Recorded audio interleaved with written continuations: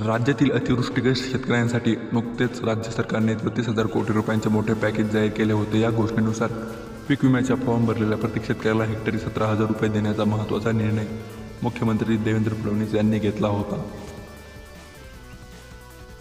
या पार्श्वभूमीवर ज्या शेतकऱ्यांनी खरीप 2025साठी पीक विम्याचा फॉर्म भरला आहे त्यांसाठी सर्वात मोठी बातमी म्हणजे तुम्ही तुमच्या अर्जाचे ऑनलाईन स्टेटस घरबसल्या तपासू शकता। तुमचा फॉर्म मंजूर झाला आहे की बाद झाला आहे हे पाहण्याची सोपी पद्धत खालील दिली आहे, ती सविस्तर बघा। पीक विमा अर्जाचा स्टेटस तपासणे का आहे महत्त्वाचे हे बघून घ्या। अनुदान निश्चिती तुमचा अर्ज मंजूर झाला असल्यास तुम्हाला हेक्टरी 17,000 रुपयांच्या अनुदानाचा लाभ 100% मिळणार हे निश्चित होते।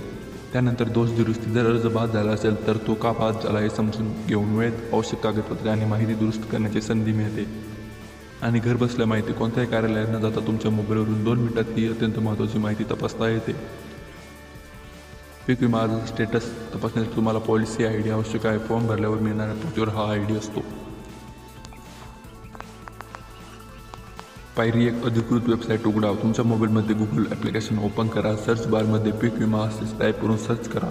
सर्वात वर दिसणाऱ्या प्रधानमंत्री फसल विमा योजना या अधिकृत वेबसाईटवर क्लिक करा। ॲप्लिकेशन स्टेटस निवडा। वेबसाईट उघडल्यानंतर मेन बारमध्ये जा। तिसऱ्या क्रमांकावर दिसणाऱ्या ॲप्लिकेशन स्टेटस या पर्यायावर क्लिक करा।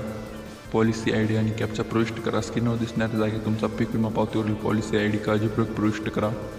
कॅप्चा कोड भरा आणि माहिती भरून झाल्यानंतर चेक स्टेटस या बटनावर क्लिक करा। तुमच्या स्क्रीनवर त्वरित अर्जाची सद्यस्थिती दिसेल। यामध्ये तुमच्या योजना वर्ष योग्य आहे का ते तपासा। पेमेंट स्टेटस सक्सेसफुल झाले आहे की ते नाही ती तपासा। अपलोड झाला आहे तर 17,000 रुपये मिळेल।